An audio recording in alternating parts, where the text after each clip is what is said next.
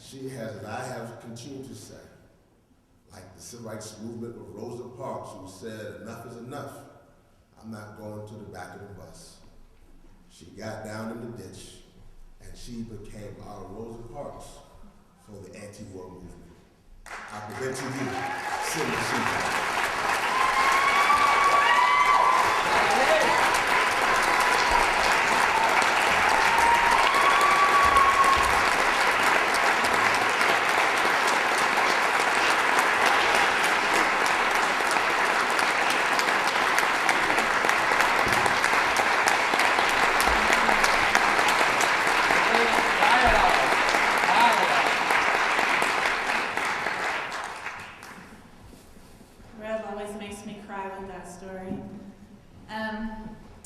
When Casey was 6 years old, he lost his first tooth.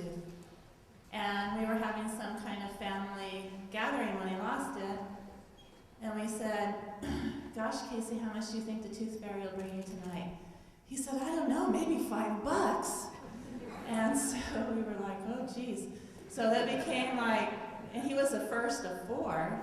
So every kid, one of our kids who lost a tooth had to get $5. It was, we called it the special. When you lose your first tooth, the tooth fairy brings $5, but don't expect $5 every time. We would have been broke with 4 kids.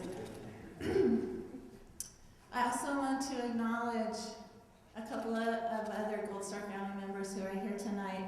My sister Dee Dee Miller, whose nephew Casey was killed in Iraq. And my assistant Tiffany Burns, whose cousin Robert Arciaga was killed in Iraq. And he was actually in the 1st Cavalry, in my son's, he wasn't in my son's unit, but he died in the same battle on the same day that Casey did. And Tiffany was with me all the first summer I was in Crawford, you know, being my assistant, my helper, following me around. The very last day, we found out that her cousin died the same day that Casey did. And I really don't believe in anything such as a coincidence. You know, meeting Reverend, becoming such good friends with him.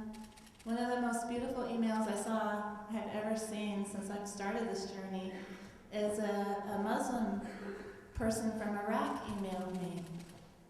And this was before Camp Casey. This was before most of the world knew who I was. And he had been reading what I've been writing, following my story. And he said, Cindy, you may have lost a son, but you became the mother of millions. And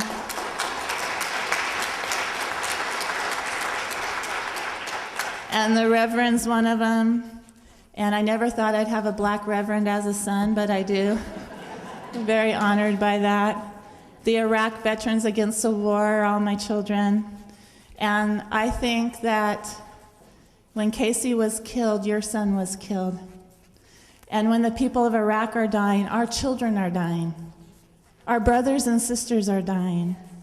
And they're just as valuable as Casey was. They're just as valuable as a 3133 of our soldiers who have been killed so far. I was on Sean Hannity's show one time, and he said, Cindy, these people are evil. They train their 18-year-olds to strap bombs on their bodies and blow themselves up in crowded marketplaces.